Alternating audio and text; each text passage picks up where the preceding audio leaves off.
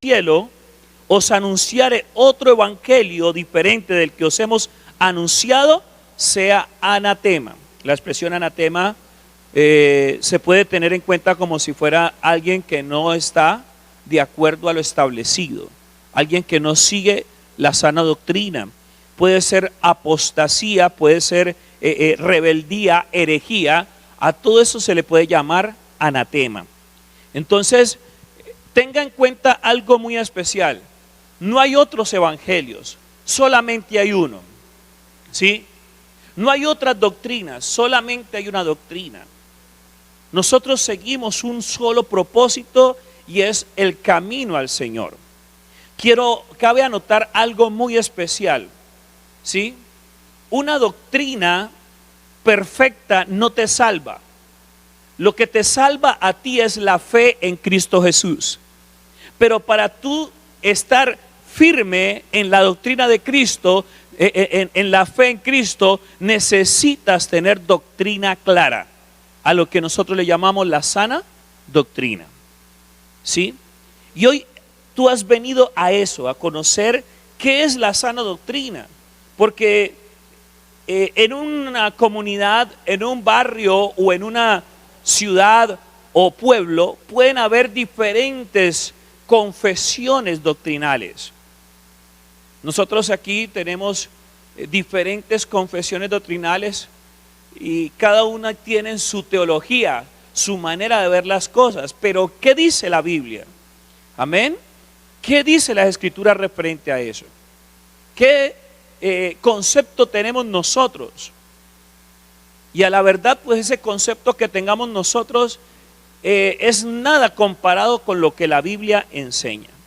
¿Sí? Hoy hemos venido a aprender el tema Trinidad versus unicidad. Hay dos doctrinas que chocan entre sí, pero cabe anotar algo antes de que nos adentremos allí. La Trinidad de Dios es un misterio. ¿Qué es la Trinidad de Dios? Un misterio. Usted no va a encontrar la palabra Trinidad en las Sagradas Escrituras, ¿sí? Y por eso se puede convertir en un argumento para confundirte, para perturbarte de tu fe. Pero sí hay evidencias desde el Antiguo Testamento hasta el Nuevo Testamento de ¿qué? De la doctrina de la Trinidad, de la manifestación de un solo Dios en tres personas. ¿Sí? Oiga, un solo Dios en tres personas. Vamos al trasfondo histórico primeramente. Yo quiero que miremos la primera diapositiva y aprendamos qué es la doctrina modalista. Se tiene entendido por doctrina modalista, ¿sí? Algo que quiere explicar la manera de cómo es Dios, cómo es la existencia de Dios, cómo es la divinidad de Dios. Pero la explicación del modalismo se sale del entorno bíblico, porque el modalismo quiere dar a entender que Dios puede estar en tres modos, ¿sí? No es una persona distinta de otra como lo es el Padre, Dios Hijo, Dios Espíritu Santo, sino que un solo Dios, ¿sí? Manifestado modalmente en cada una de las tres personas. O sea que el modalismo quiere explicar lo siguiente: Dios en modo Hijo, Dios en modo Espíritu Santo y Dios en modo Dios. Esa es la doctrina del modalismo, ¿sí? En nuestro pueblo podemos encontrar doctrinas modalistas, ¿sí? Una de ellas es los testigos de Jehová, que argumentan de que solo es Jehová y Jesús es un ángel o es una creación. Jesús es un ángel creado por Dios y que es un Dios en minúscula, pero no es Dios. Esa es la interpretación modalista que tienen los testigos de Jehová. Por otro lado, otra de las doctrinas modalistas que tenemos en nuestro pueblo es la de las iglesias pentecostales unidas, o su más reciente división, Pentecostés. Son dos congregaciones. Y otras subdivisiones o cismas de estas doctrinas que se fueron separando. Cuando hablo de cisma, es división de conceptos teológicos. Otras que se han ido dividiendo poco a poco. Encontramos la Iglesia Apostólica del Camino o la Iglesia Apostólica de Jesucristo, que también tiene una confesión modalista. ¿Y cuál es la confesión modalista de estas iglesias? Dicen que es solo Jesús. Y la doctrina modalista en ellos podría decir lo siguiente, que es Jesús en modo Padre, que es Jesús en modo Hijo y que es Jesús en modo Espíritu Santo, cuando la doctrina no dice así, la palabra no dice así. Y nosotros vamos a encontrar varios testimonios bíblicos de que Jesús cuando oraba, ¿oraba a quién? Al Padre, no oraba a sí mismo, ni hablaba con sí mismo. Vamos a encontrar textos en el Antiguo Testamento como hagamos, ¿se acuerdan de ese texto bíblico? Hagamos al hombre conforme a nuestra imagen, conforme a nuestra semejanza. ¿A quién estaba hablando en plural? Dios. En la traducción original de hebreo, Dios está diciendo hagamos, pero no le está diciendo a los ángeles, porque los ángeles son criaturas y no tienen poder creativo. ¿Me hago entender?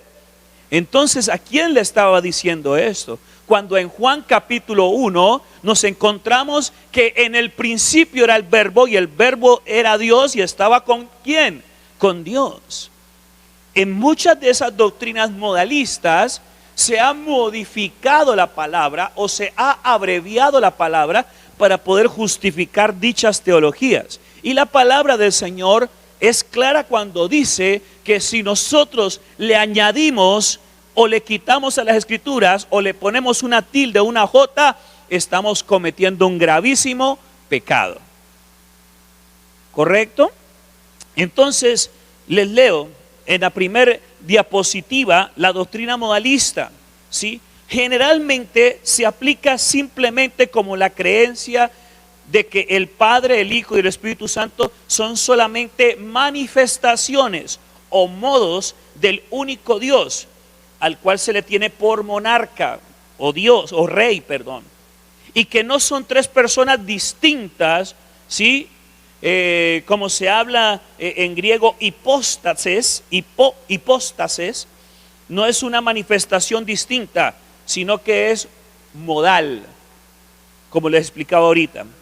Debe ser distinguida del monarquismo dinámico que también mantenía la unicidad de Dios. Algunas personas consideran de que el unitarismo, ¿sí?, nació con la iglesia primitiva. ¿Qué entendemos como iglesia primitiva? La iglesia primitiva es la primera iglesia que empezó después del bautismo del Espíritu Santo. Esa es la iglesia primitiva. Ni siquiera el colegio apostólico, cuando estaba Jesús educando, formando a sus apóstoles, se puede tener como iglesia primitiva. La iglesia primitiva empezó después de la venida del Espíritu Santo, que fue durante el tiempo de la fiesta del Pentecostés. ¿Sí?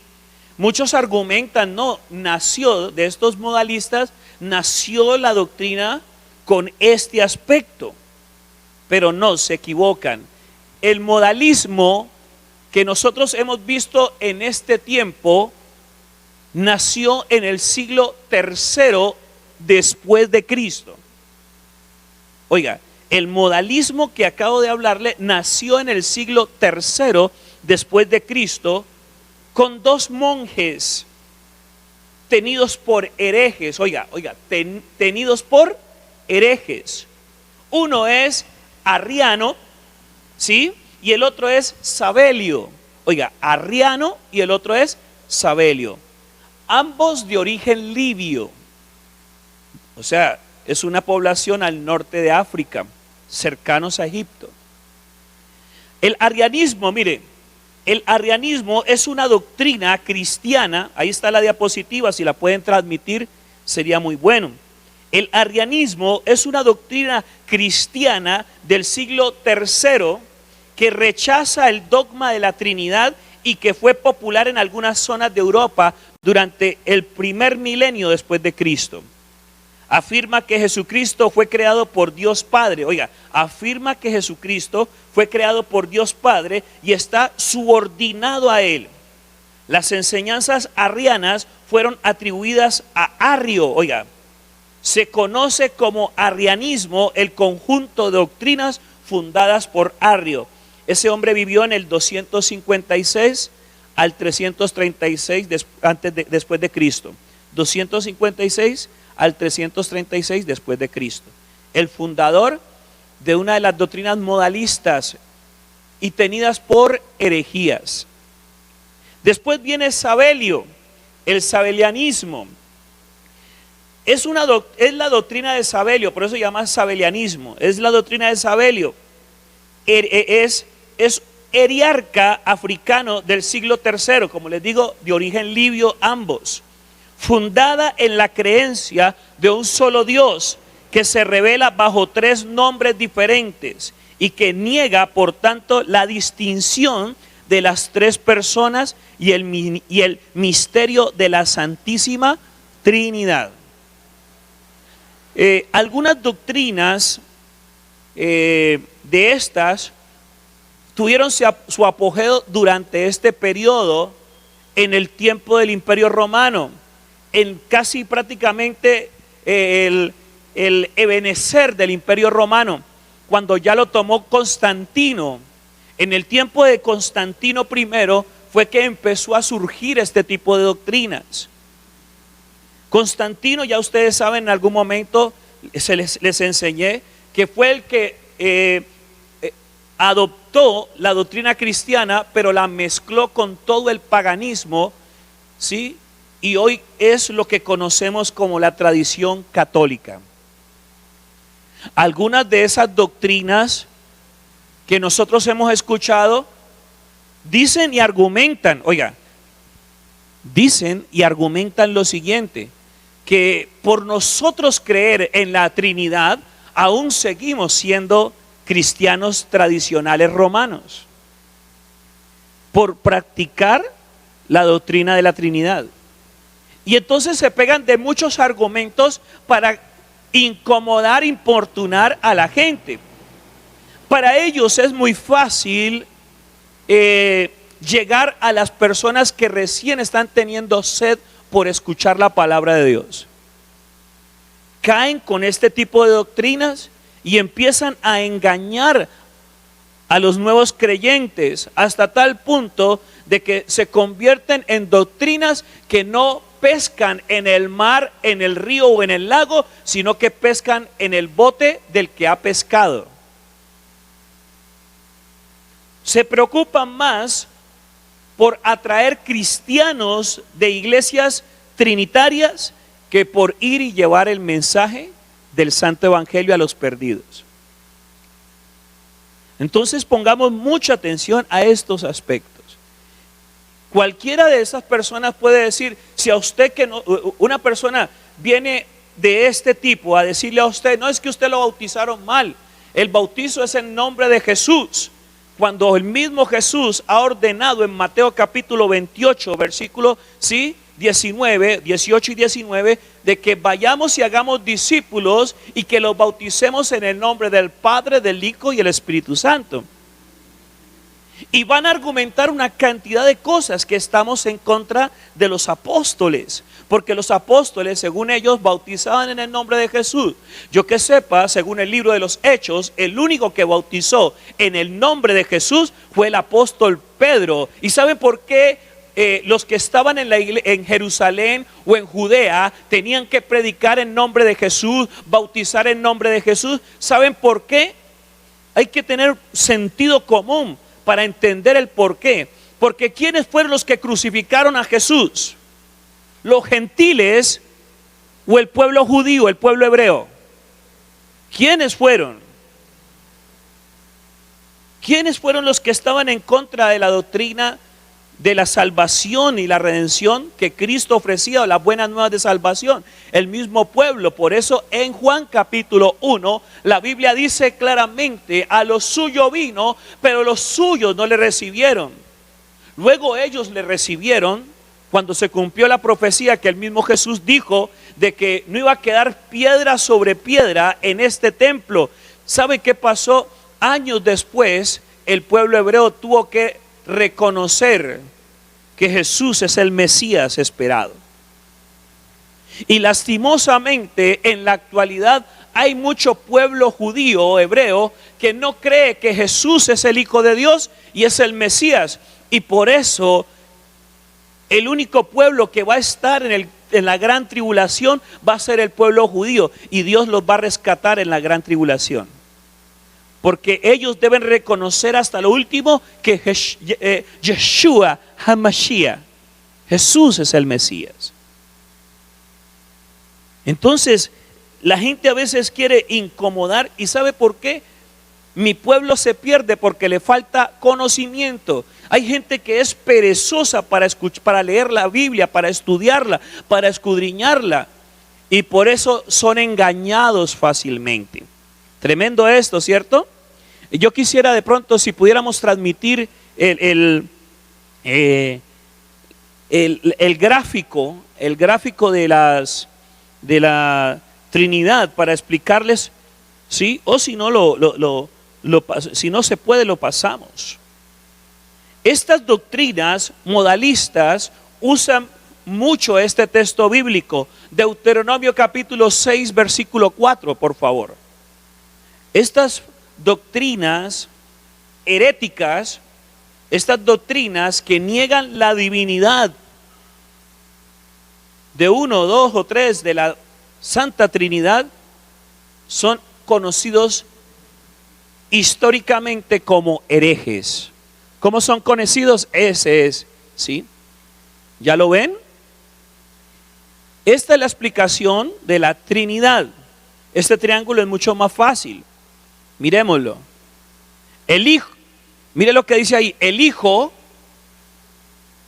no es el Padre no es el Espíritu no es el Hijo, ¿sí? El Padre no es Espíritu, el Espíritu no es Hijo, el Espíritu no es el Hijo, ni el Hijo es el Espíritu, ¿sí? Ahí hay unas flechas explicando, pero el Padre es Dios, el Hijo es Dios y el Espíritu es Dios.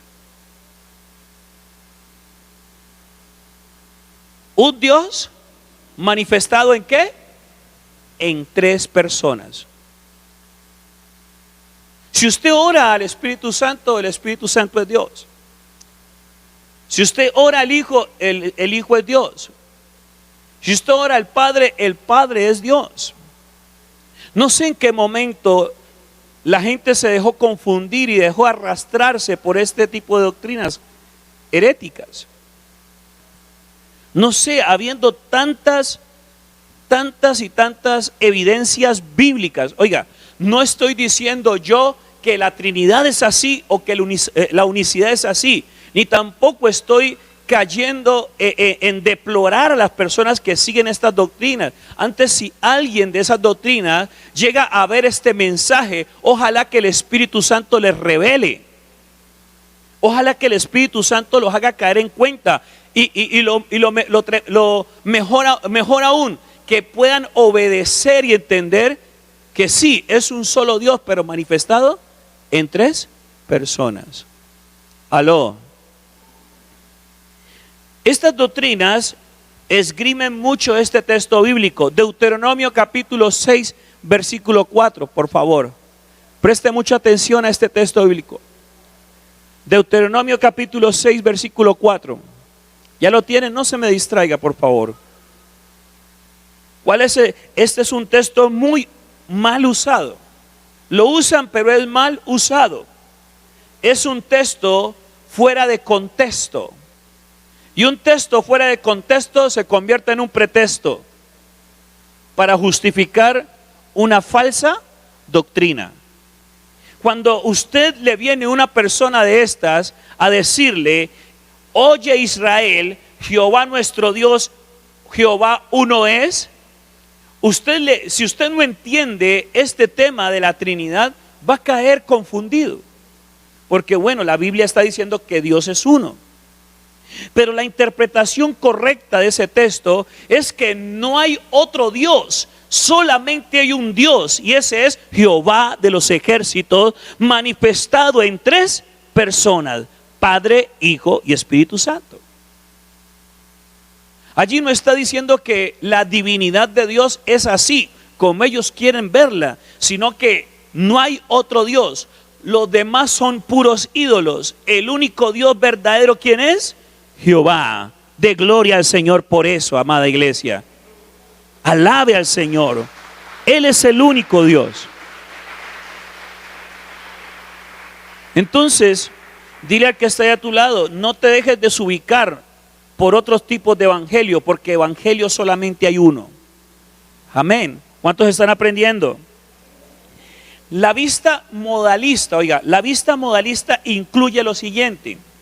La vista modalista incluye lo siguiente. Ellos dicen que Jesús es Dios el Padre. Jesús es Dios encarnado. Y también dicen lo siguiente: el Espíritu Santo es parte de Dios Jesús. Oiga, el Espíritu Santo es parte de Dios Jesús. Otro dicho de la doctrina modalista: el Padre es la naturaleza divina y Jesús es la naturaleza humana de Dios. O sea, se enredan, es un enredo ahí, una sarta, una maraña ahí de entendimientos y conocimientos humanos. La palabra del Señor dice claramente que estos hombres de labios me honran, pero su corazón está lejos de mí, porque siguen como mandamiento, sí, doctrinas de hombres, enseñanzas de hombres ponen por doctrina. Imagínate que esta doctrina nació en el año 300 después de Cristo, y el emperador Constantino mandó a que eso se detuviese porque era una herejía. Un emperador impío. Imagínate. Pero luego volvió a florecer en el año 1914, cuando la iglesia pentecostal unida se separó de la pentecostal trinitaria, que somos nosotros, y formaron su propia doctrina. ¿Dónde ocurrió eso? En California, Estados Unidos. Luego empezaron a haber algunos conflictos internos referente a la doctrina, y empezaron a salirse los que no compartían estos preceptos. La gran mayoría de las doctrinas que conocemos en la actualidad no nacieron, oiga, no nacieron en la iglesia primitiva, nacieron siglos después. Y muchas otras nacieron en este siglo pasado, es decir, en el siglo XX. Y otras están naciendo ahorita en el siglo XXI. Una cantidad de disparates, así como la famosísima iglesia maradoniana. ¿Cuántos han llegado a escuchar de que Maradona tiene una iglesia ya? Imagínate, es una secta. Así como los movimientos sectarios que ahorita se están viendo, ya no son movimientos políticos, sino movimientos sectarios. De un lado están los petristas y del otro lado los uribistas. Oiga, ya no son movimientos políticos, sino unas sectas, hermano. El uno tiene su Mesías y el otro tiene su Mesías. Qué terrible eso, Dios. Que Dios nos guarde de caer en manos de estos dos partidos. Es necesario que tú y yo entendamos las definiciones de este aspecto. Una doctrina modalista es perversa e incorrecta, porque sería negar la divinidad del Espíritu Santo, negar la divinidad del Hijo y negar la divinidad del Padre, la manifestación del Padre. Hemos puesto el gráfico, ¿sí? Yo quiero que por favor vayamos a varios textos bíblicos que argumentan la Trinidad de Dios. Mateo capítulo 3, versículos 16 al 17. Mateo capítulo 3, versículos 16 al 17.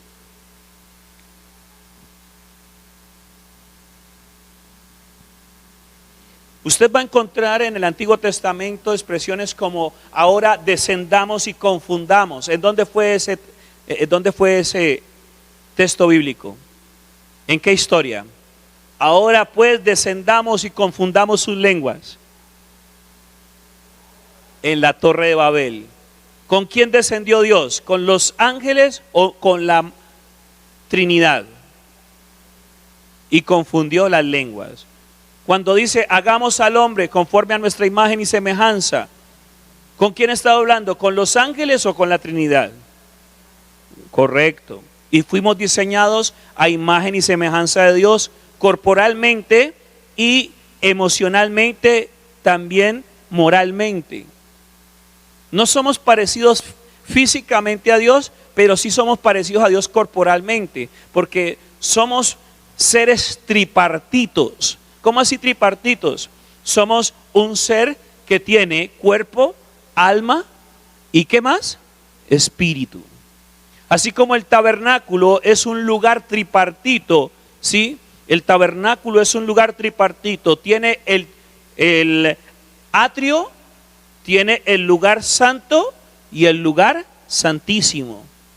No sé de dónde la unicidad saca estos argumentos.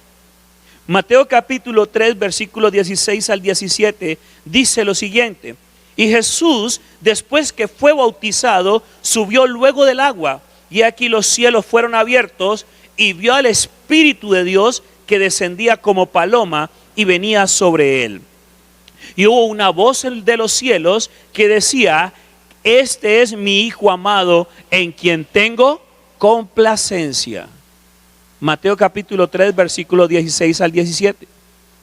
En el bautismo, ¿quién participó? Diga conmigo los tres. El Hijo estaba siendo bautizado por Juan Bautista, pero mientras que era bautizado, descendió ¿quién? El Espíritu Santo. Y una voz del cielo se escuchó diciendo: es mi Hijo en el cual tengo complacencia. A este escuchad.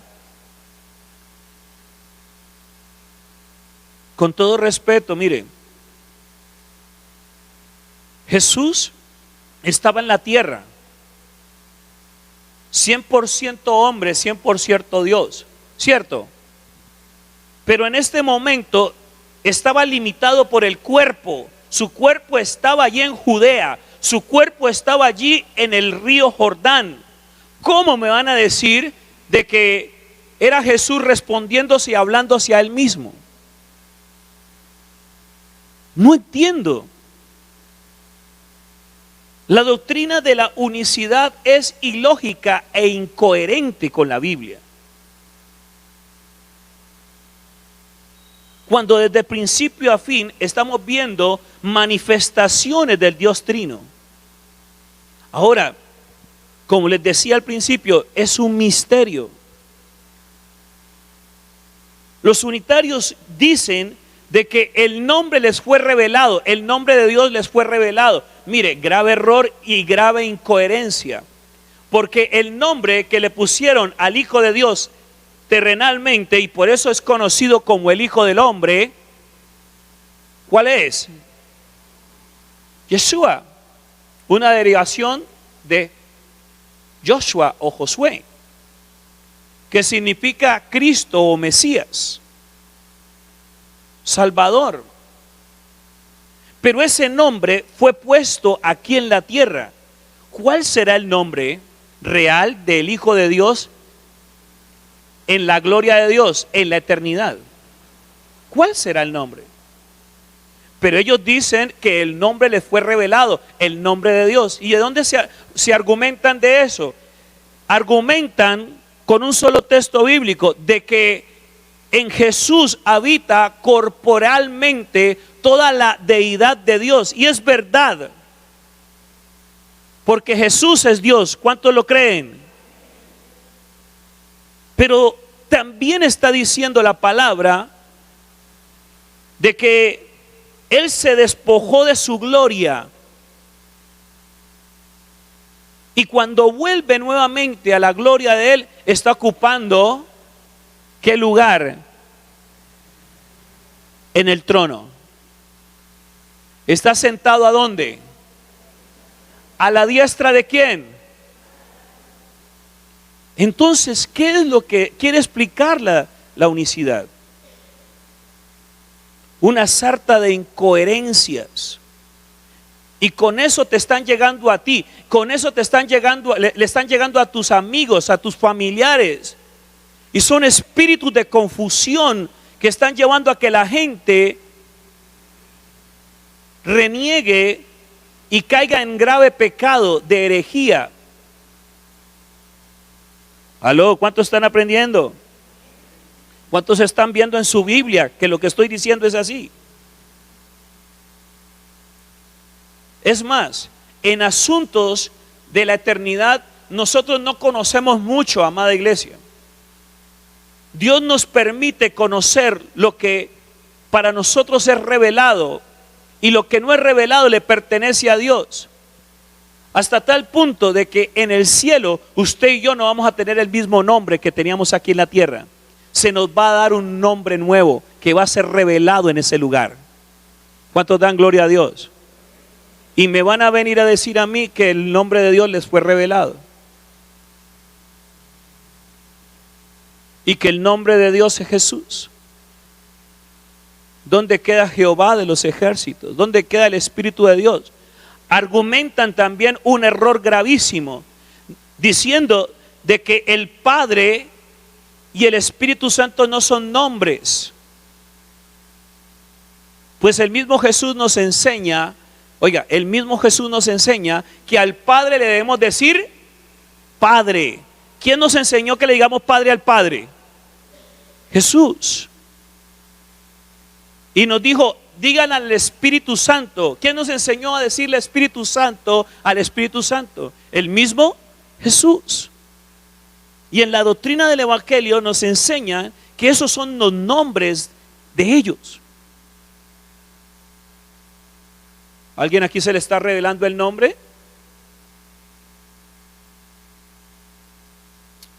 Hechos capítulo 2, versículo 33. ¿Hay alguien aquí que esté confundido? A ver,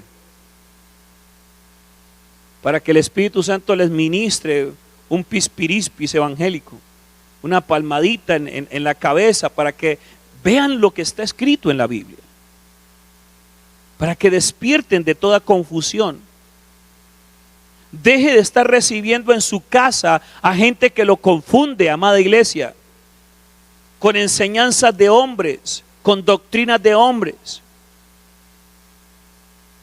Tome la Biblia, escudriñe las Escrituras, piérdale cansancio y pereza al estudiar. Mira, aquí en la iglesia tenemos el Centro de Capacitación Integral, el CEFI, de estudios bíblicos, y son poquitos los que terminan las escuelas, porque la tendencia común en los hispanoamericanos es la pereza a la educación. Tenemos que romper eso. Yo creo que los más entendidos en conocimientos bíblicos debemos ser los hijos de Dios en la sana doctrina. Amén. Hechos capítulo 2, versículo 33 dice la palabra del Señor: así que, exaltado por la diestra de Dios y habiendo recibido del Padre la promesa del Espíritu Santo, ha derramado esto que vosotros veis y oís. ¿Quiénes están hablando? Los apóstoles, a los que muchos de estos a veces nos critican diciendo que estamos en contra de los apóstoles, pero los mismos apóstoles daban gloria y honra al que está allí manifestando su diestra de poder y recibiendo la promesa del Espíritu Santo. Tremendo. Cuando vino el poder del Espíritu Santo sobre ese lugar y se fundó la primera iglesia. Hechos capítulo 10, versículo 38. Nos encontramos una evidencia más de la manifestación del Dios Padre, Dios Hijo y Dios Espíritu. Hechos capítulo 10, versículo 38 dice: como Dios ungió con el Espíritu Santo y con poder a Jesús de Nazaret, y como éste anduvo haciendo bienes y sanando a todos los oprimidos por el diablo, porque Dios estaba con él. ¿Cómo la Biblia habla en segunda persona? ¿Cómo la Biblia habla en plural referente a la divinidad? no se habla en primera persona. No está hablando Jesús consigo mismo, se estaba acompañando. El Espíritu consigo mismo, no. La Biblia dice también en Juan capítulo 16, cuando Jesús se refería al Espíritu Santo, de que Él tomaría, ¿de quién? Del Padre. Él tomaría, ¿de quién? Del Padre, y haría saber lo que había de venir. Iba a manifestar también el poder del Padre. ¿Quién? El Espíritu Santo. ¿Y quién estaba hablando de Él? El Hijo. Aló. Más claro no puede ser la doctrina. Más clara no puede ser la doctrina. Aquí en Juan capítulo 14, versículo 26, mire lo que dice ahí la palabra del Señor. Mas el Consolador, el Espíritu Santo, a quien el Padre enviará en mi nombre, oiga, mas el Consolador, el Espíritu Santo, a quien el Padre enviará en mi nombre, Él os enseñará todas las cosas y os recordará todo lo que yo os he dicho. Juan capítulo 14, versículo 26. ¿Hay alguna evidencia de la unicidad en ese texto? Hasta ahora lo único que argumenta solo Jesús es Deuteronomio, ¿sí? El que les decía ahorita, que Dios es uno solo. Pero es un texto mal usado. Deuteronomio, recuerde cómo era el texto bíblico para que lo tenga bien presente. Deuteronomio 6, versículo 4. Es un texto mal usado para justificar una doctrina contraria a la Biblia. ¿Y cómo le decimos a una doctrina contraria a la Biblia? Una falsa doctrina. Una doctrina contraria a la Biblia es una falsa doctrina. Compréndalo claramente. Sigue aquí leyendo Juan capítulo 15, versículo 26. Le quiero preguntar, iglesia, ¿la Biblia sí habla de la manifestación del Dios Trino o no? ¿Sí o no? ¿Estamos hablando del Dios Trino, sí o no? ¿Quién tiene dudas? Levante la mano, a ver, y exprésela. Estamos para responder. A ver, levante sin temor la mano. Usted tiene una tía, una suegra, una abuela, o un suegro, un abuelo, un hermano que está asistiendo a dicha iglesia, o un amigo, o una amiga, que quizás en algún momento le dijo esto y esto es así, tenés que rebautizarte. ¿No hay ninguna inquietud para exponer? No se sienta que lo estamos poniendo en el paredón. Simplemente es bueno que usted salga de este lugar con la doctrina clara y que usted pueda multiplicar este conocimiento y la gente se pueda dar cuenta de que en nuestro pueblo también hay falsas doctrinas. Juan capítulo 15, versículo 26. Pero cuando venga el Consolador, Hebreos capítulo 9, versículo 14, porque ese ya lo hemos leído. Hebreos capítulo 9, versículo 14. ¿Cuántos están aprendiendo? Bueno, poquitos, pero con esos nos multiplicamos en el conocimiento de la fe. ¿Cuántos están aprendiendo? Bueno, gloria al Señor. Dígale al que esté a su lado, no te dejes engañar. Dígale así, no coma cuento, coma Biblia. En la propaganda dice un alimento, pero aquí le estoy diciendo este alimento, el mejor alimento de cualquiera. No coma cuento, coma la Biblia. Y así no se va a dejar engañar. Amén. Hebreos 9:14 dice la palabra del Señor. Cuanto más la sangre de Cristo, el cual mediante el Espíritu Eterno se ofreció a sí mismo sin mancha a Dios, limpiará vuestra conciencia de obras muertas para que sirváis al Dios vivo. ¿Quién nos justificó ante Dios. ¿Quién fue que nos justificó ante Dios? ¿No saben quién es el de la justificación? ¿Se olvidaron de la doctrina de la salvación entonces?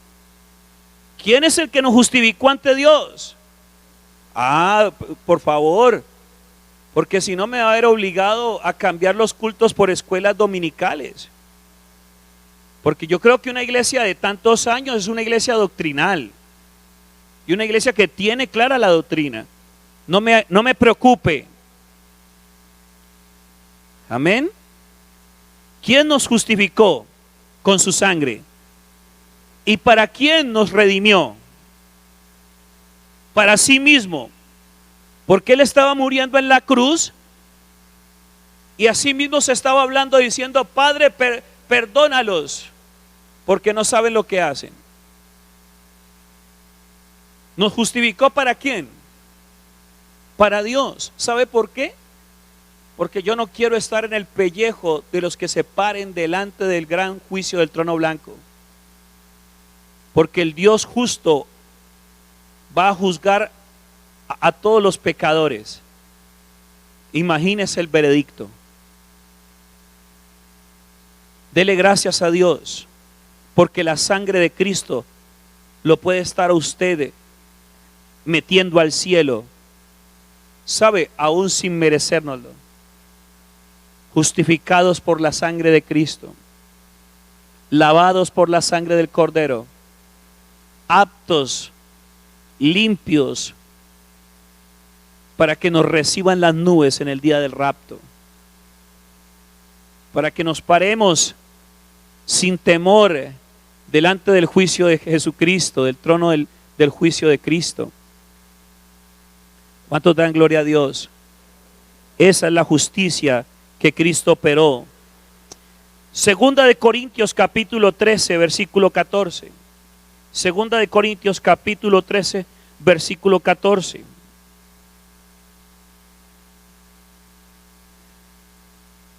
Aló. Segunda de Corintios 13, 14, dice la palabra del Señor: la gracia del Señor Jesucristo, el amor de Dios y la comunión del Espíritu Santo sean con todos vosotros. Amén. Una bendición apostólica.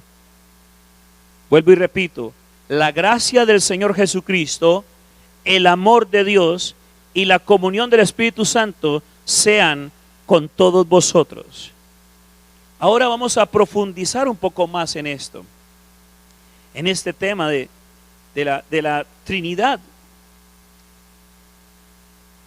El eterno Dios Padre, Dios Hijo y Dios Espíritu Santo, Dios en tres personas, está en varios aspectos dentro de nosotros y dentro de la creación y dentro de la vida espiritual. Un solo Dios que existe como esencia en tres personas. Ese es el concepto correcto que debemos manejar la iglesia cristiana de sana doctrina. Un solo Dios que existe como una esencia en tres personas. Son tres personas en un solo Dios, no tres personas en una sola persona. No tres personas en una sola persona, sino tres personas en un solo Dios.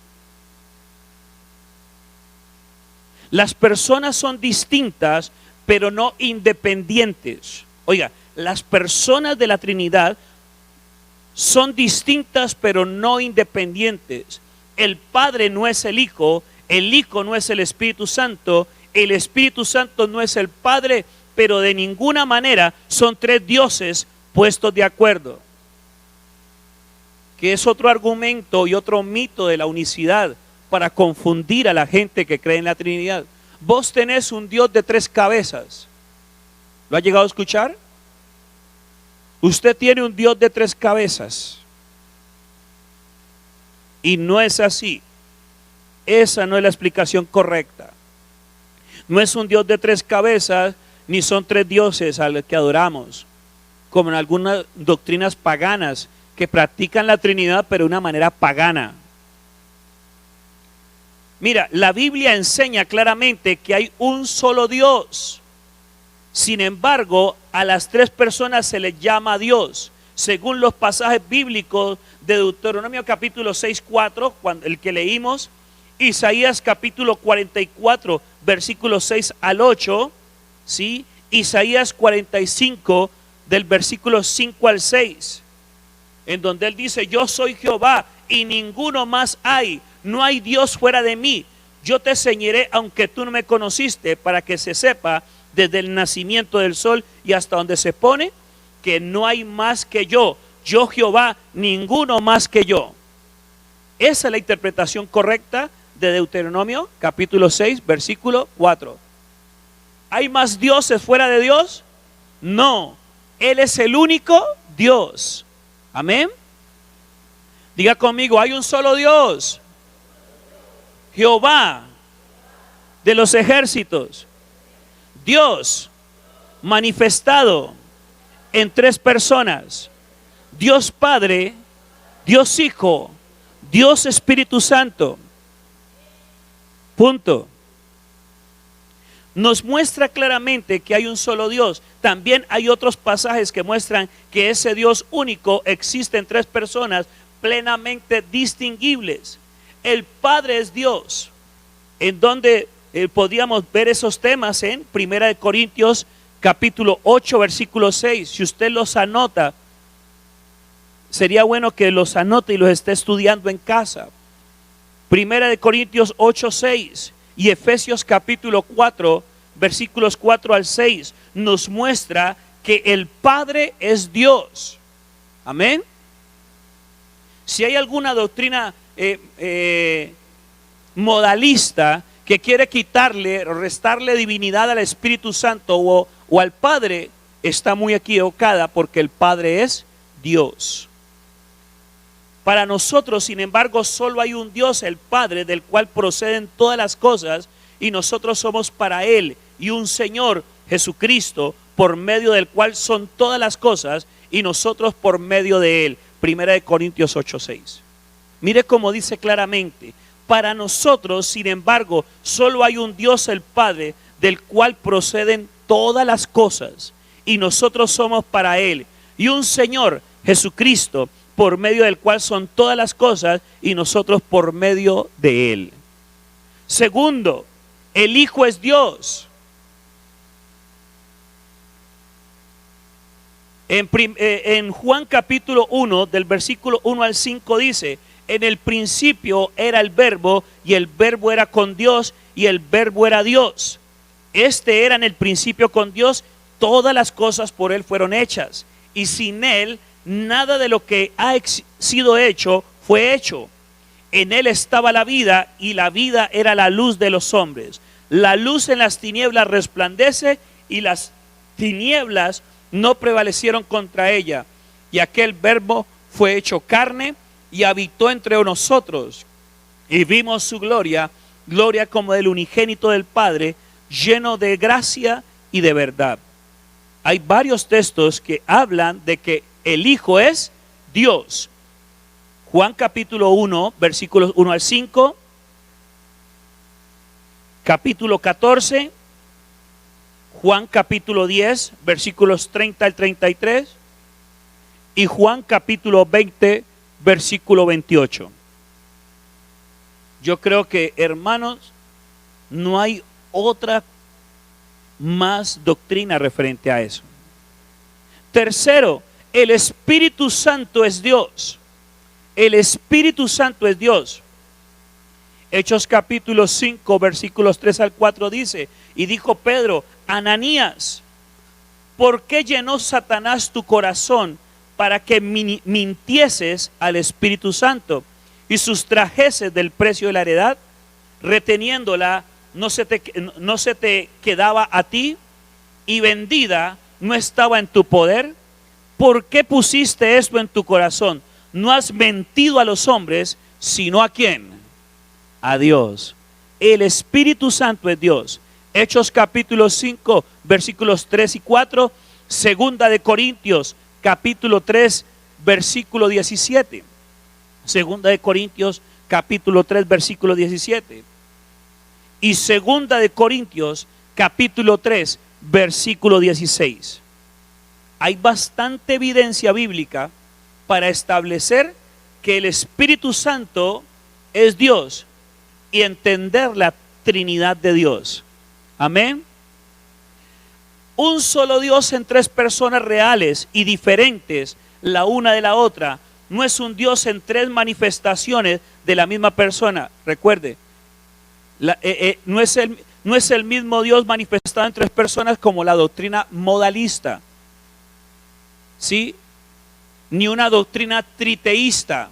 Oiga, herejías, doctrinas triteístas, o sea, tres dioses, o las doctrinas modalistas, un solo Dios en tres modos. Eso no es bíblico. Dios es espíritu, pero esto no lo desliga de ser una persona.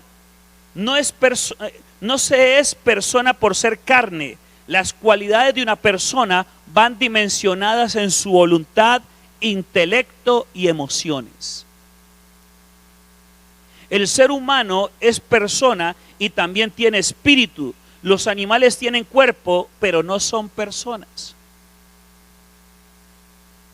Si Jesucristo es solo una manifestación de Dios y no una persona real y diferente, entonces, tenga en cuenta esto: si Jesucristo no fuera Dios, esto pasaría. ¿Quién sostuvo la creación durante los 3 días que Dios estuvo muerto? Oiga, son curiosidades y también incoherencias de la doctrina de la unicidad.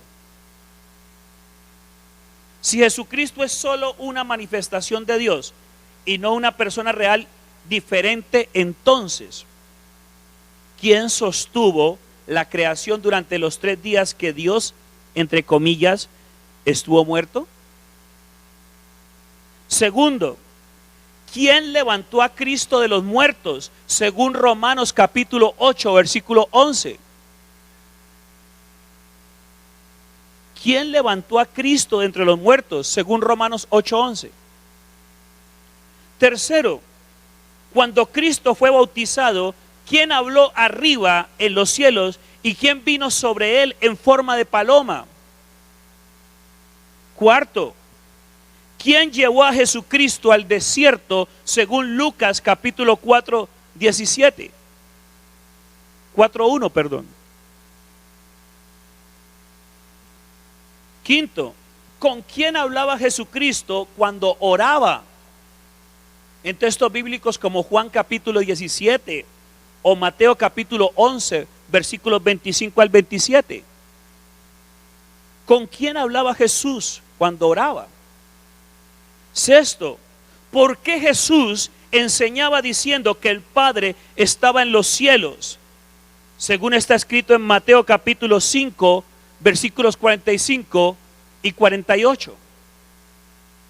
Vuelvo y repito, ¿por qué Jesús enseñaba diciendo que el Padre estaba en los cielos?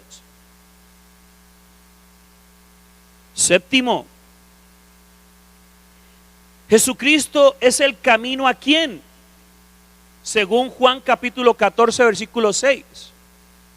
Si solamente Jesús es Dios, entonces ¿por qué Jesús enseñaba que Él era el camino a dónde? Y lo tremendo de todo es que aún hay creyentes que se dejan engañar y cambian la doctrina de la Trinidad por la doctrina de la unicidad.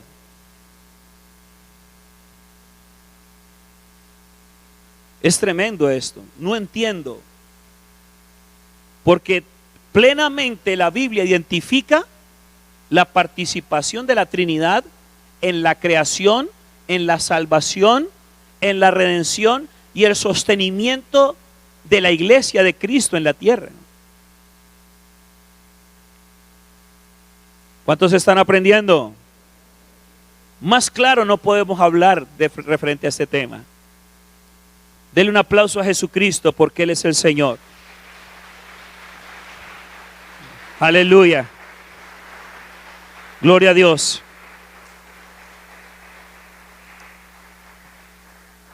Octavo, ¿Quién se sentó a la diestra del Padre según Primera de Pedro capítulo 3, 22 o Hebreos 12, 2?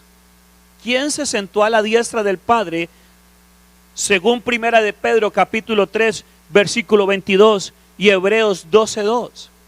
¿Quién?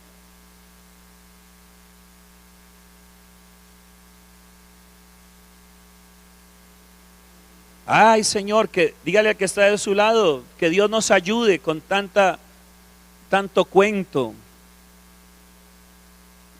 tanta gente que se quiere hacer sabia, tantos falsos maestros, hombres que enseñan según su concupiscencia, según su parecer, según su sabiduría, pero están derrotados por el poder de la revelación del Espíritu Santo.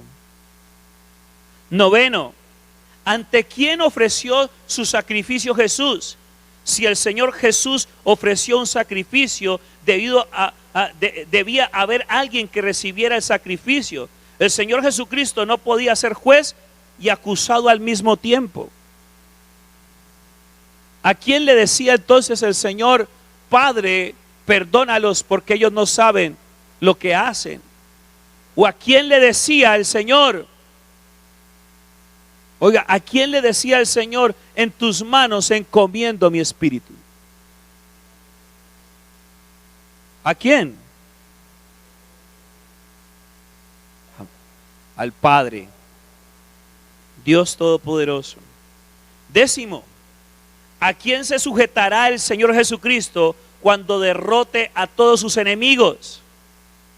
Primera de Corintios 15, 24 al 28. Primera de Corintios 15, del 24 al 28.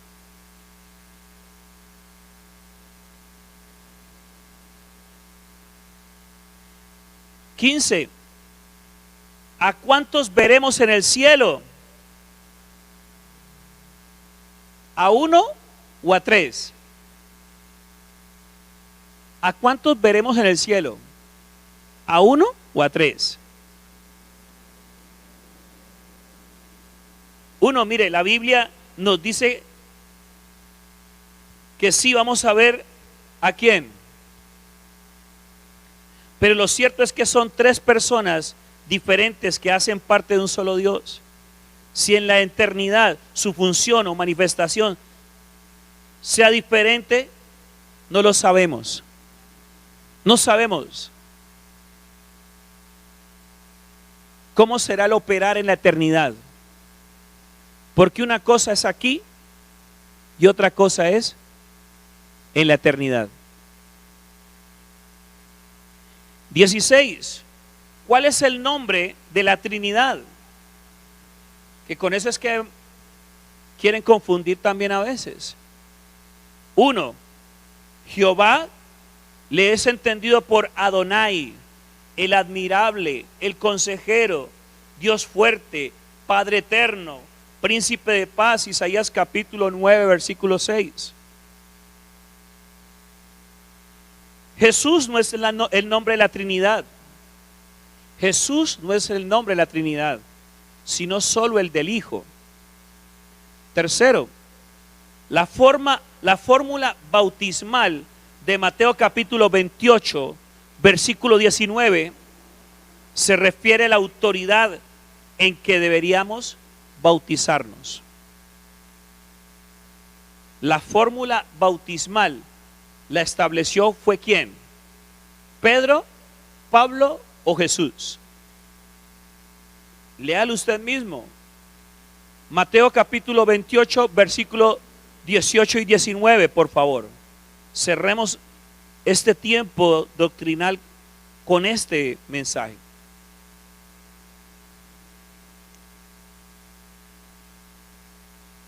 Mateo capítulo 28 versículo 19. Leámoslo desde el 18, ¿le parece? 18 y 19 hasta el 20. Dice, y Jesús, ¿quién? Algunos teólogos de la unicidad argumentan de que Eusebio, uno de los eh, eruditos de las Escrituras abreviaron este texto bíblico o dicen que este texto es añadido por la iglesia tradicional romana. Algunos de los teólogos que promueven la unicidad argumentan de que este texto bíblico fue añadido por la iglesia tradicional romana para justificar la Trinidad, pero están muy equivocados. Y en su lugar exponen a Eusebio, que lo coloca de una manera abreviada, o sea, abrevia ese texto bíblico que ordenó Jesús, o sea, que bautícenlo en el nombre del Hijo. Algunas Biblias de los doctrinales modalistas tienen su propia doctrina, su propia justificación doctrinal. Pero ¿sabe qué es lo que más me causa impacto? Que los cristianos unitarios tienen la misma Biblia que usted y yo tenemos. Eso es lo más preocupante de todo. ¿Será que no les enseñan esto? ¿Será que el enemigo los tiene cegados y no ven estos textos bíblicos que estamos leyendo nosotros? ¿Qué es lo que está pasando allí?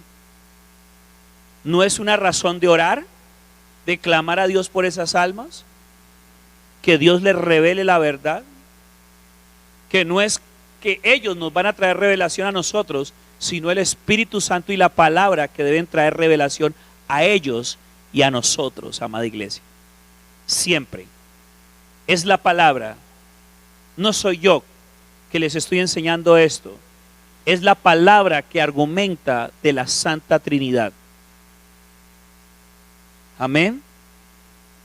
Entonces, ¿cómo es que nos dicen que no es así? Cuando el mismo Jesús está ordenando, dice: toda potestad me es dada en el cielo y la tierra. 19 del versículo del texto bíblico dice: por tanto, id y haced discípulos a todas las naciones, bautizándolos en el nombre del Padre, del Hijo y del Espíritu Santo, enseñándoles que guarden todas las cosas que os he mandado, y aquí yo estoy con vosotros todos los días hasta el fin del mundo. Amén. ¿Quién lo enseñó? ¿Quién es el de la fórmula bautismal? ¿Cuál es el bautismo que Dios permite y que es bíblico? El bautismo del Padre, del Hijo y del Espíritu Santo. No hay otro bautismo. No es el bautismo de los fariseos, no es el bautismo de Juan, es el bautismo de Jesucristo. Amén. Yo le invito a que se ponga sobre sus pies. Hemos conocido el trasfondo histórico de esta falsa doctrina. Nos dimos cuenta que nació en el año 300 después de Cristo. Allí caducó, pero parece ser que secretamente estaba trabajando allí y volvió nuevamente a tomar fuerza en el año 1914 o 13, año 1914 o 13, cuando definitivamente la iglesia que practica esta doctrina se separó de la iglesia trinitaria. Y usted los va a conocer, usted tiene amigos, tiene conocidos, parientes en estas iglesias.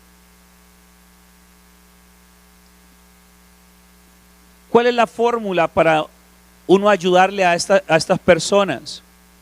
No es discutiendo, no es peleando, es enseñando. Enseñando y orando. Enseñando y orando. Usted puede notar que muchas de estas iglesias que manipulan la verdad de esta manera viven bajo principios legalistas. ¿Y qué es un legalismo? Es una enseñanza humana. De ahí donde brotó la famosísima doctrina de la falda y el pantalón.